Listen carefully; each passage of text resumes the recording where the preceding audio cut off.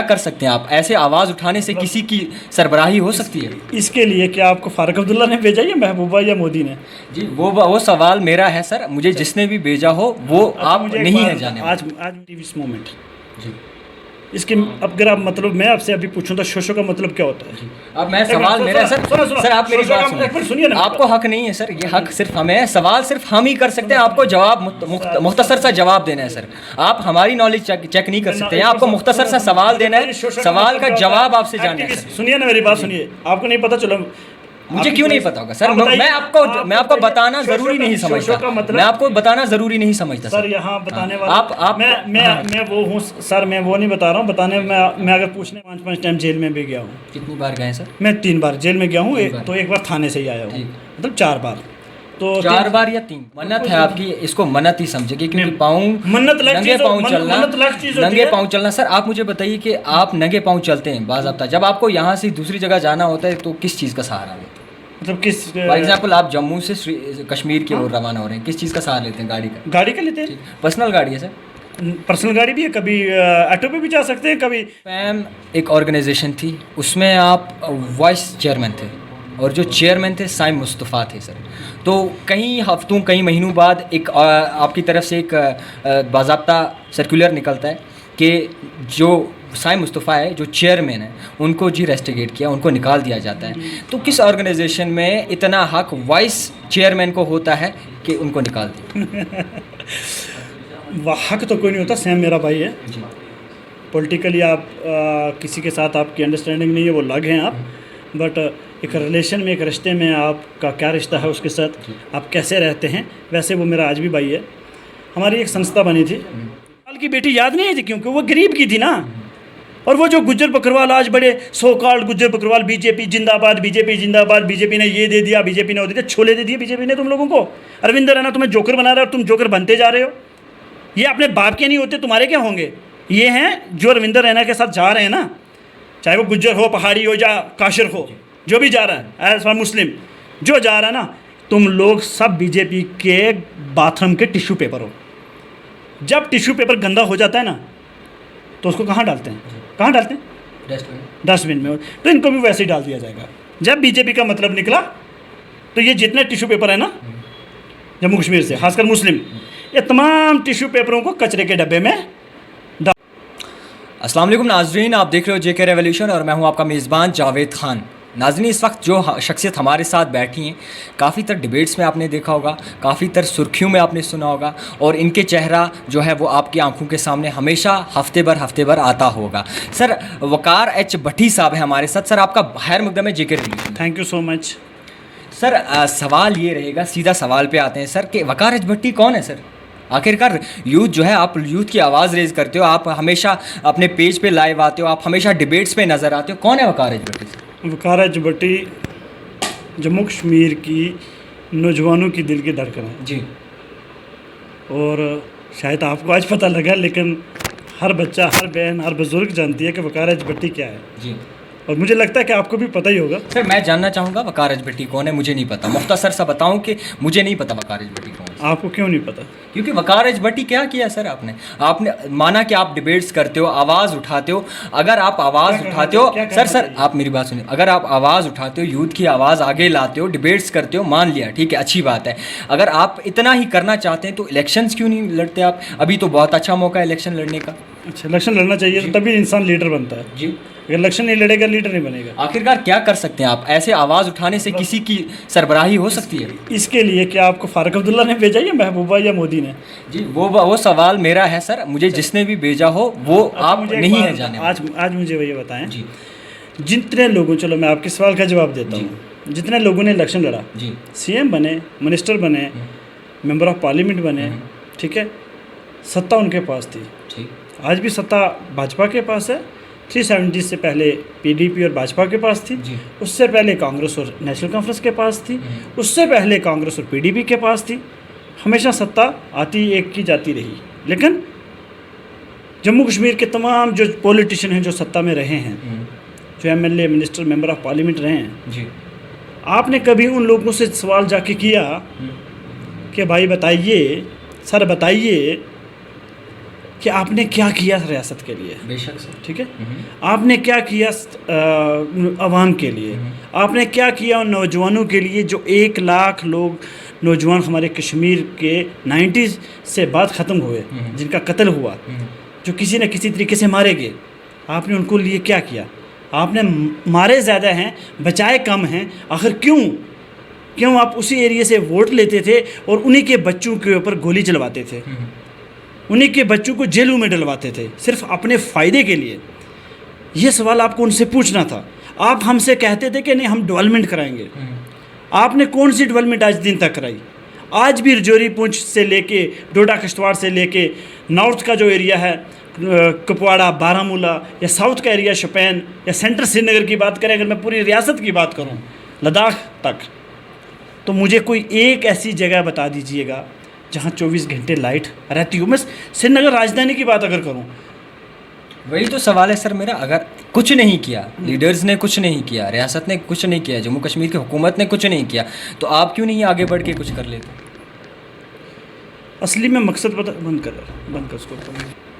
तो सर आप क्यों नहीं हुकूमत में उतरते? आप क्यों नहीं इलेक्शन लड़ते? आप क्यों नहीं अपने बच्चों के लिए, अपने जो कौम है उसके लिए करते? आप क्यों नहीं डेवलपमेंट का इशू उठाते? क्यों आप फील्ड में नहीं उतरना चाहते? पहली बात तो हर आदमी ये चाहता है और हर आदमी की एक कोशिश होती है और एक ड्रीम होता है कि मुझे कुछ करना है।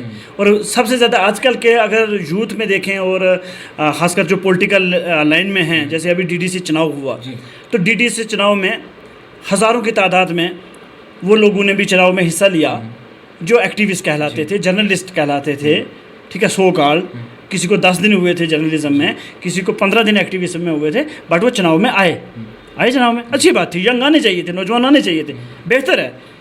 लेकिन क्या वो जब चुनाव में आए, चुनाव कुछ ने जीता कुछ ने हारा, जिन्होंने चुनाव जीता इंडिपेंडेंट, काफ़ी ऐसे लड़के हैं, काफ़ी ऐसे चेहरे हैं जो आज के टाइम किसी न किसी जमात के साथ डीडीसी बनने के बाद जुड़ गए, और यहाँ तक मतलब हवा उड़ी और उड़ रही है कि जहाँ चेयरमैन बने डीडीसी के, जहाँ डीडीसी के चेयरमैन बने, और वो जो डीडीसी इंडिपेंडेंट थे और या पार्टियों के लोग भी थे, एक दूसरी पार्टी में गए, और जो आज़ाद लड़े हुए थे उन्होंने भी लाखों रुपया लेके एक दूसरे को वोट दिए चेयरमैन बनने के लिए। क्या हमने जो डीडीसी जीते, जो कम से कम एक यूथ को जो भरोसा था, ये नौजवानों को भरोसा था कि ये डीडीसी यंग है, ये हमारे से था, ये हमें बेचेगा नहीं, ये हमारे के लिए अच्छा कुछ करेगा, ये अगर हमारा कोई चेयरमैन भी चुनेगा तो एक ईमानदार को चुनेगा, एक ईमानदार को वोट देगा। लेकिन 100% मैं बता रहा हूँ, 100% डीडीसी वो जो आज़ाद चुने गए थे या एक दूसरे की पार्टी में चले गए, वो सब पैसों के ऊपर हुआ है। ऐसा हरगिज़ कहीं नहीं होता कि बिना किसी लालच के कोई एक दूसरे की तरफ जाए। यहाँ मैं एक उस बंदे का नाम नहीं दूंगा, बट कहीं ना कहीं वो खुद समझ जाएगा। एक डीडीसी जीता जो कभी कभी मेरे साथ, मेरी संस्था के साथ, जो मेरी एक मंजलूम की आवाज़ भी संस्था है, जो मैं दिल्ली में धरने प्रदर्शन बच्चियों के लिए किया करता था, कश्मीर के लिए किया करता था, तो 2016 में 2015 तक और 2020 तक वो हमारे साथ काम किया करता था। अच्छा लड़का था, काम करने में काम किया करता था, और कभी हमें नहीं लगता था कि ये बंदा डीडीसी बनेगा, इतने जल्दी चुनाव में जाएगा, क्योंकि बच्चा था वो। उसके बाद चुनाव जीता, डीडीसी में चुनाव लड़ा, उसने एक बार भी नहीं कहा मुझे कि मैं चुनाव लड़ूं या ना लड़ूं। बट एक दिन मुझे पूछ रहा है कि मैं चुनाव लड़ने जा रहा हूँ। ठीक है, लड़िए, मैं आपको कौन होता हूँ रोकने वाला? मैं तो नहीं रोक सकता ना, आप अपनी लाइफ के खुद मालिक हैं, जाइए लड़िए। हाँ, आप क्या करेंगे? मैं आपकी जो आपने ये स्टैंड ले रहे हैं, मैं आपके साथ नहीं हूँ, ठीक है। वो लड़का चुनाव जीता भी। चुनाव जीतने के बाद मुझे ये पता चलता है कि उसने अपने वोट को एक चेयरमैन बनाने के लिए 10 लाख का बेचा, ठीक है। आज के टाइम अगर मुझे फ़ोन करेगा, मैंने ब्लॉक लिस्ट में डाल दिया, क्योंकि वहाँ तक वो ठीक था, चुनाव लड़ा ठीक है, डीडीसी बना ठीक है, लेकिन जब उसने खुद को बेचा, 10 लाख रुपए लेके एक चेयरमैन को चुना, क्योंकि जिस चेयरमैन ने 10 लाख दिया होगा, 5 लाख दिया होगा, 2 लाख दिया होगा, तो वो बाद में चेयरमैन बन के तो किसका पैसा, किसके पैसे से वो अपने बाद की तिजोरी भरेगा जो उसने खर्चे होंगे? अवाम के पैसे से। जो अवाम की फंड आएगी उसी पैसे का इस्तेमाल करेगा ना वापस अपनी तिजोरी को भरने के लिए। तो बताओ उस लड़के ने गलती कितनी की या नहीं की? उसने अवाम के साथ धोखा दिया कि नहीं दिया अवाम को? वो किसी अच्छे इंसान को भी चुन सकता था ना। मेरा मानना है कि ठीक है, पॉलिटिकली आपको स्ट्रॉन्ग होना है, और आज के हालात हैं और जो आज का वक्त है, खासकर 370 के बाद, आपको खासकर नौजवानों को पॉलिटिकल स्ट्रांग होना पड़ेगा। लेकिन उन नौजवानों को पॉलिटिकल स्ट्रांग होना पड़ेगा जो कश्मीरी हैं, जिनकी सांस में कश्मीर बसता है, जिसके दिल में कश्मीर बसता है, जिसमें रूह में कश्मीर बसता है, जिसके रूह में जम्मू कश्मीर बसता है, और जिसकी हर ज़बान से जब भी निकले तो उसके लिए कश्मीर के लिए जान देने की बात निकले। आप क्यों नहीं फिर उतरते इलेक्शंस में? अगर आपको खुद पे इतना मुतमईन है, आपको खुद पे इतना भरोसा है, क्यों नहीं? बिल्कुल, एक बात तो मैं आपको क्लियर बता देता हूँ। जिस दिन पीर पंजाल चनाव वैली और कश्मीर की आवाम कहेगी ना वकार, कश्मीर की आवाम तो आज भी कह रही है, कश्मीर की आवाम आपको देख रही है, कश्मीर की आवाम आपको पसंद कर रही है, सुन रही है। कब तक आप डिबेट करेंगे? कब तक आप ऐसे ही धरने लगाएंगे? क्या धरने लगाने से जो है बेरोजगारी दूर हो जाएगी? क्या धरने लगाने से डेवलपमेंट खत्म हो जाएगी? क्या धरने लगाने से हमारे लोगों को जो है सहारा मिल सकेगा? मैं डेवलपमेंट की बात करता ही नहीं। पहली बात, ये झूठे वादे होते हैं, ठीक है ना। आप सबकी डेवलपमेंट करोगे, कर भी सकते हो, नहीं भी कर सकते हो। अगर आप करप्ट हो तो आप नहीं कर पाओगे, अगर आप ईमानदार हो तो आप कर पाओगे। जहाँ तक मेरा चुनाव में आना और चुनाव लड़ना, उसके लिए कश्मीर, आज के दिन तक कश्मीर, पीर पंजाल, चनाव वैली, और मैं हमेशा बात करता हूँ क्योंकि मेरे लिए पीर पंजाल, चनाव वैली, कश्मीर वैली के दो बाजू। आपको क्या लगता है कितने लोग आपके साथ जुड़े हैं और कितने लोग आपको मेरे पसंद साथ घर का हर नौजवान है, हर बहन है, हर बुजुर्ग है, और अल्लाह का लाख लाख शुक्र है कि अल्लाह ने वो इज़्ज़त मुझे दी है। और आज के टाइम में मैं 370 के बाद सिर्फ ये पूछूंगा, और हर कश्मीरी नौजवान जो सुनने वाला है ना उसको ये पता है कि 370 के बाद अगर कोई हमारी वॉइस है जो मसले कश्मीर के ऊपर बात करता है, जो मसाइले कश्मीर के ऊपर बात करता है, जो ड्रग्स के ऊपर बात करता है, जो ह्यूमन राइट्स के ऊपर बात करता है, जो जेल वाले बच्चों के लिए बात करता है, तो वो एक ही है, हमारा भाई वकार। मैंने आपकी आवाज़ उठाने, आप जब आवाज़ उठाते हैं क्या लोगों को इस चीज़ का कोई फ़ायदा मिलता है? आवाज़ उठाना हमारा हक है, आवाज़ उठाना हमारा हक है। हम लड़ सकते हैं, हम आवाज़ उठा सकते हैं, हम लड़ सकते हैं, हम आवाज़ उठा सकते हैं, जब तक हम अच्छी नीयत लेके बाहर नहीं जाएंगे ना। हमारी अच्छी नीयत नहीं रहेगी, हमारा विज़न क्या है हमें वो क्लियर नहीं होगा। जब ये चीज़ें हमारे में क्लियर हो जाएंगी, हमारा विज़न है ये है, और हम अल्लाह के लिए, रब्बुल आलमीन के लिए, और हज़रत मोहम्मद सल्लल्लाहु अलैहि वसल्लम ने जो हमें सिखाया है, हम उस रास्ते पे चलते रहेंगे अपनी पूरी ईमानदारी के साथ। तो मुझे लगता है कि आवाज़ उठाने से भी और आपकी मेहनत करने से भी आप बहुत कुछ अचीव कर सकते हो। लेकिन हाँ, देर हो सकती है, बट आपको वो चीज़ें मिल सकती हैं जो आप चाह रहे हो। जहाँ तक इलेक्शन की बात है ना, जब पीर पंजाल, कश्मीर वैली, ये लोग ये कह देंगे, हर नौजवान बच्चा जो मुझे सुनता है सोशल मीडिया पर, हर नौजवान बच्चा जो मुझे बाहर मिलता है, ये मुझे कह देगा आप हमारे भाई हो, लीडर नहीं, आप हमारे भाई हो, आप हमारे काम करें, आप हमारे रोज़गार की बात करें, आप हमारे डेवलपमेंट की बात करें, लेकिन इसके लिए आप जाएं जी चुनाव लड़ें।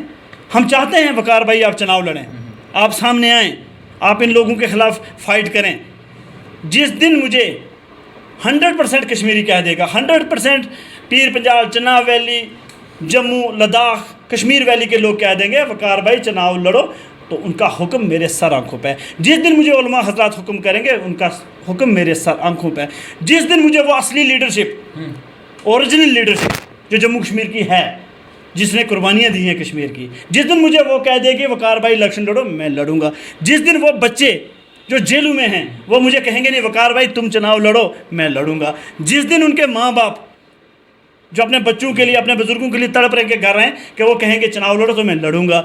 जिस दिन वो नौजवान जो शहीद हो चुके हैं वतन कश्मीर के लिए, जो इस दुनिया से चले गए हैं, उनके माँ बाप, उनके बच्चे, उनके परिवार वाले बोलेंगे कि वकार भाई तुम इलेक्शन लड़ो, मैं इलेक्शन लड़ूंगा। वकार साहब, आप एक और सवाल रहेगा, हमेशा जो काफ़ी वक्त से देख रहे हैं कि आप जूते नहीं पहनते, चप्पल नहीं पहनते और नंगे पाँव घूमते हो, इसकी वजह जान सकते हैं क्या? ये पब्लिसिटी स्टंट माने हम? सर, पब्लिसिटी स्टंट जो होता है ना, वो उन लोगों को ज़रूरत पड़ती है जिनकी कोई जान पहचान नहीं होती है। मैंने 12 साल दिए हैं जी। अपनी ज़िंदगी के, और 12 साल मैंने 4-4 5-5 टाइम जेल में भी गया हूँ। कितनी बार गए सर? मैं 3 बार जेल में गया हूँ, 3 बार। तो एक बार थाने से ही आया हूँ, ठीक। मतलब 4 बार। तो 4 बार या 3 बार? 3 बार जेल, 1 बार थाना। 1 बार था। ठीक है। तो जो आदमी जेलों में जा चुका हो, जिस आदमी को national media, international media cover करता हो, और जिसकी जासूसी मोदी जी करते हों, अभी जो जासूसी कांड क्या है, जेल में जाना तो एक उसकी पब्लिक पब्लिक- सर सुनो। आपसे सवाल है, क्या जेल में जाना कोई बड़ी बात है? क्या जेल में जाना कोई ऐसी बात है जो आप दोहरा रहे हैं कि जेल में गए? हाँ, जिसको अगर नहीं लगता बड़ी बात है, एक दिन के लिए ट्राई कर ले, ठीक ठीक। एक दिन के ट्राई कर ले।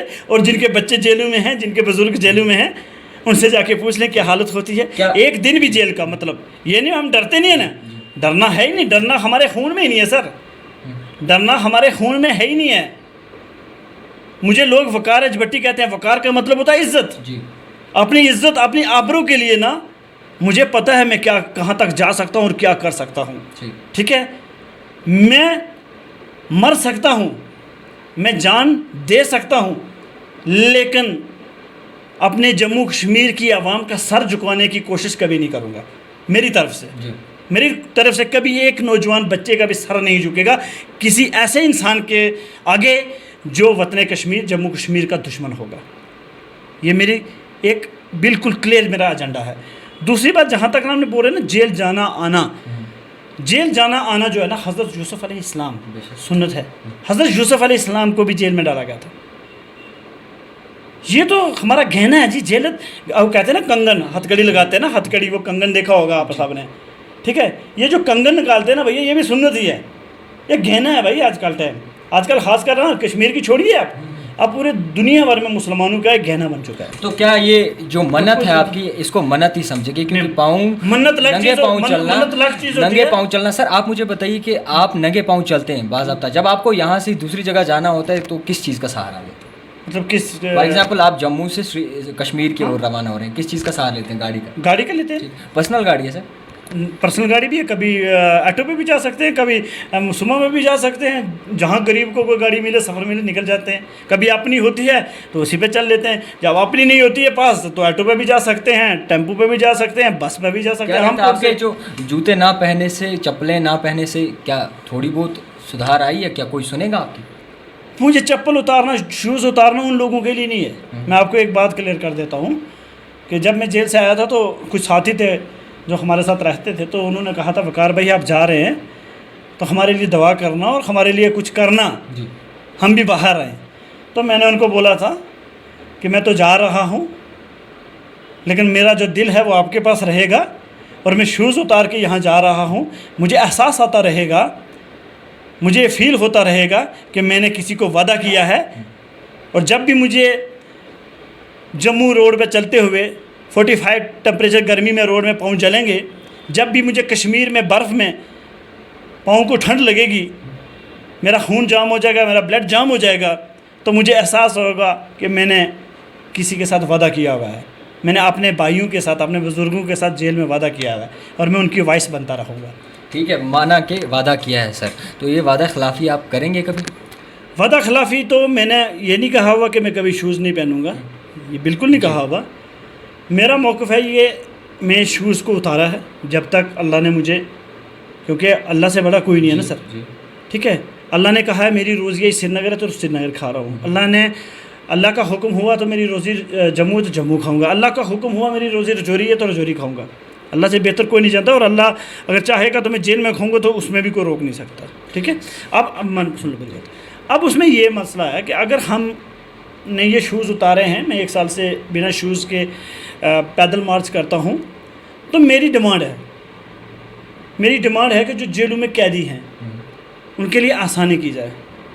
पहली बात, 2 साल से 370 के बाद और कोविड के बाद अदालतों के काम बंद पड़े हुए, और ख़ास कर जो मेरे जम्मू कश्मीर के बेगुनाह कैदी हैं, मतलब किसी को आपने स्टोन पेल्टिंग पे ले लिया, किसी को आपने सोशल मीडिया पे लिखने पे ले लिया, उसको PSA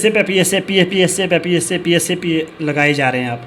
मैं उन लोगों के लिए कह रहा हूँ भाई बताइए उन्होंने कौन सा बड़ा क्राइम कर दिया है। तो ये चीज़ें हैं ना, इनको बदलना चाहता हूँ मैं। और जो बाकी जो हमारी रियासतों के बच्चे जो बाहर हैं ना, दिल्ली, महाराष्ट्र, जयपुर, असम, गुजरात, जो वहाँ जेलों में हमारे, चाहे वो सियासी लीडर हों, चाहे हमारे नौजवान हो, चाहे हमारे उलमा हजरात हो, जिन लोगों को आपने बाहर लेके गए हैं, बताइए मुझे इतना क्या क्राइम है यहाँ से रियासत से आप बाहर लेके जा रहे हैं उनको?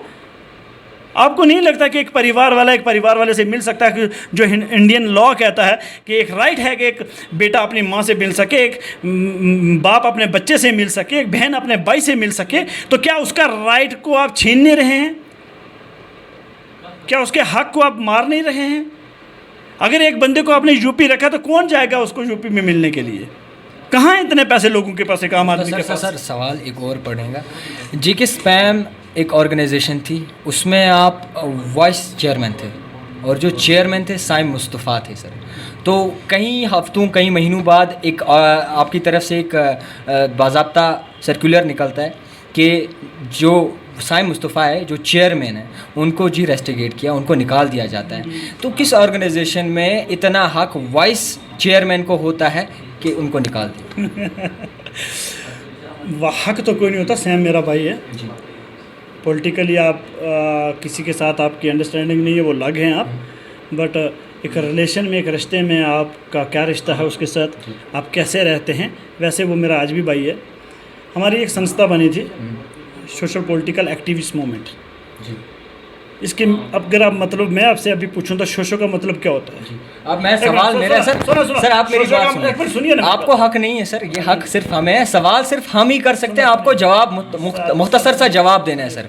आप हमारी नॉलेज चेक नहीं कर सकते हैं, आपको मुख्तसर सा सवाल देना है, सवाल का जवाब आपसे जानना है सर। सुनिए ना मेरी बात सुनिए, आपको नहीं पता चलो मुझे क्यों नहीं पता होगा सर? मैं आपको बताना जरूरी नहीं समझता, मैं आपको बताना जरूरी नहीं समझता सर। यहाँ बताने वाला आप मैं वो हूँ सर, मैं वो नहीं बता रहा हूँ। बताने मैं अगर पूछने पे आऊँ तो नरेंद्र मोदी भी मुझे बताता है, ठीक है, इंशाल्लाह। कश्मीरी हूँ और उससे पहले नबी का उम्मती हूँ, तो इतनी पावर तो है ही हमारे पास, ठीक है। तो उसी वजह से मैं ये बोल रहा हूँ कि सोशो पॉलिटिकल एक्टिविस्ट मूवमेंट ये एक नॉन पॉलिटिकल मूवमेंट थी, और ये नॉन पॉलिटिकल मूवमेंट जब हमने लॉन्च की थी बड़े जोरों पे आपके सर उससे पहले हम लोगों के बीच एक डिस्कशन हुई थी बहुत लंबी कि हम इसको कभी भी मेन स्ट्रीम पॉलिटिक्स के साथ नहीं जोड़ेंगे। जिसको चुनाव लड़ना है वो यहाँ से बाहर होके चुनाव लड़ सकता है, उसके लिए कोई रोक टोक नहीं है। लेकिन इस संस्था में रहते हुए आप चुनाव नहीं लड़ सकते, क्योंकि जब हमने प्रॉमिस किया तो तब हमने आवाम से ये कहा था कि हम चुनाव में अपनी जेकेएसपीएम जो है, सोशल पॉलिटिकल एक्टिविस्ट मूवमेंट जो है, ये कभी भी चुनाव का हिस्सा नहीं बनेगी। अगर जिसको चुनाव लड़ना तो अपने इंडिपेंडेंट तरीके से या कहीं जा सकता है, हम उसको तो रोक नहीं सकते। लेकिन उसके बाद कुछ ऐसी चीज़ें हुई, क्योंकि मैं जेल से आया था, सैम के साथ तो थी मेरी अंडरस्टैंडिंग अच्छी थी, आज भी है। तो कुछ लोग हमारी पार्टी से, जब मुझे ये पता लगा संस्था से कि कुछ लोग इधर की कर रहे हैं, कुछ लोग उधर की कर रहे हैं, कुछ पैसों के चक्कर में घुस रहे हैं, ठीक है, कुछ चाहते हैं कि वकार को किसी के सामने गिरवी रख देते हैं तो हमें 4 पैसे मिल जाएंगे, या पब्लिसिटी करने लग जाते हैं। तो कुछ लोगों को मैंने पहले ही निकाला, नाम लेना ज़रूरी नहीं है, सबको पता है। कुछ लोगों को हमने पहले ही बार कर दिया। सैम तो हम कंटिन्यू काम कर रहे थे, और सैम आज भी सोशल वर्क बहुत अच्छा काम करता है। मतलब अगर आप लें उसकी फेथ एक संस्था है, तो उसने कोविड के लिए बहुत अच्छा काम किया। जहाँ है अच्छा काम अप्रिशिएट करो, ठीक है। लेकिन उसके बाद जब सैम भाई ने मुझे पूछा कि भाई मैं टीडीसी चुनाव में कंटेस्ट करूँगा, मैंने बोला ठीक है भाई, आप करें चुनाव, अच्छी बात है, लेकिन आपको सोशल पॉलिटिकल एक्टिव जो मूवमेंट है, आप उससे बाहर रह के चुनाव लड़ना पड़ेगा।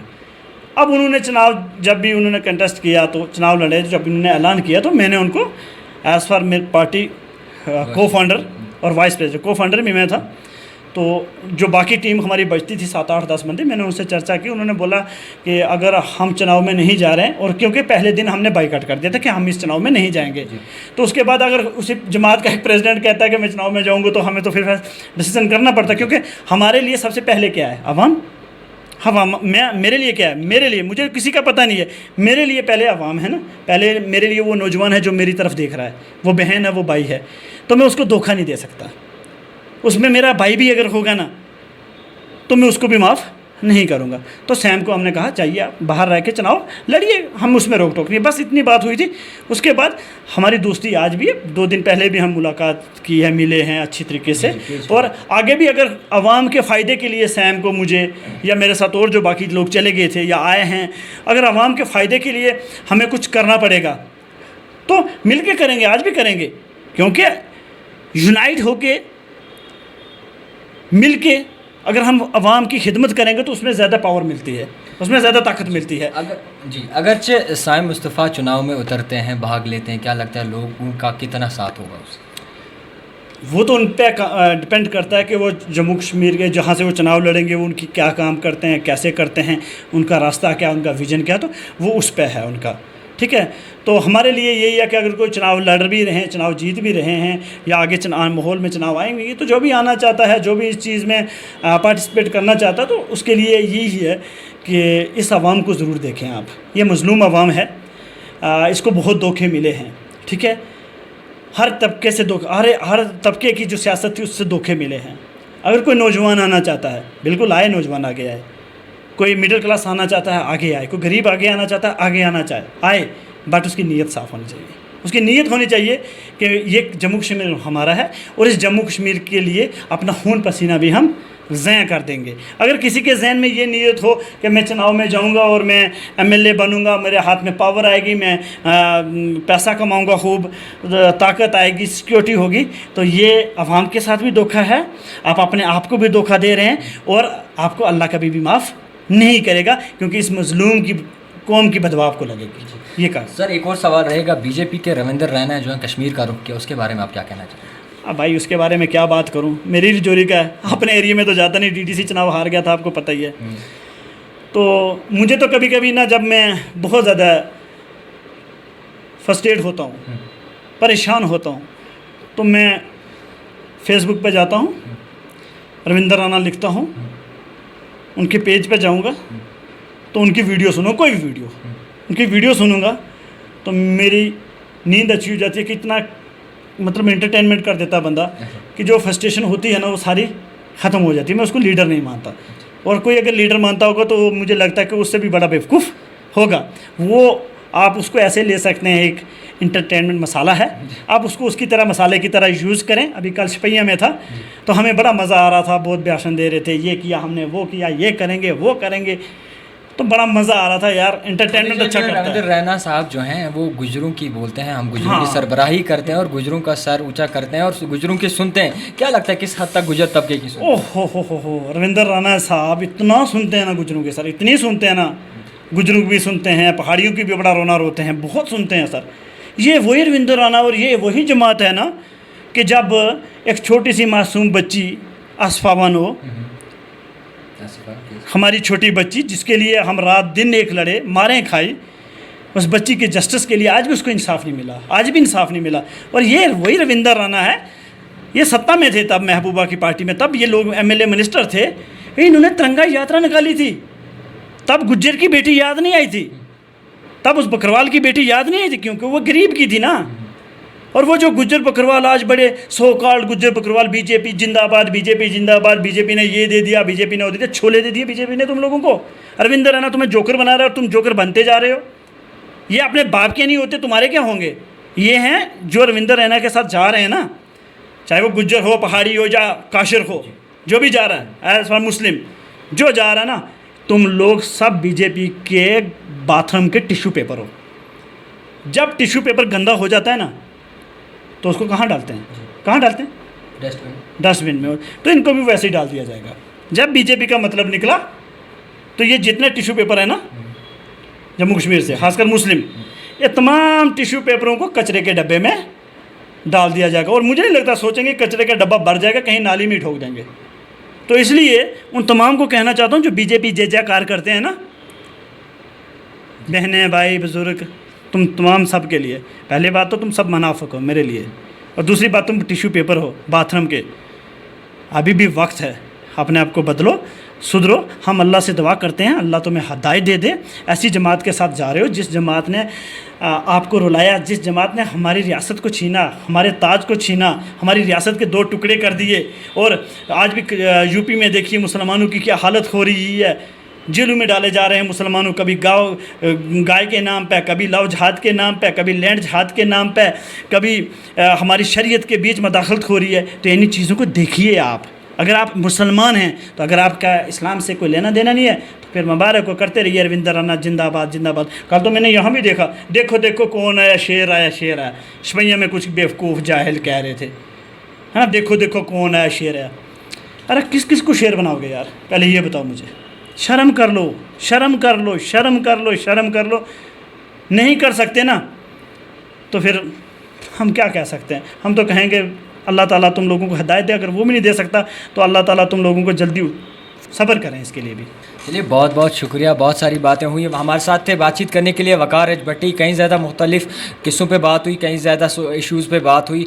तो इसके बाद मैं एक ही बात कहना चाहूँगा, जो भी देखने वाला है, जो भी सुनने वाला है, प्लीज़ इन बातों में जो कुछ अहम बातें हैं उन पर गौर कीजिएगा। तो आप देख रहे थे जेके रिवोल्यूशन, कैमरामैन बुरहानुद्दीन मलिक के साथ।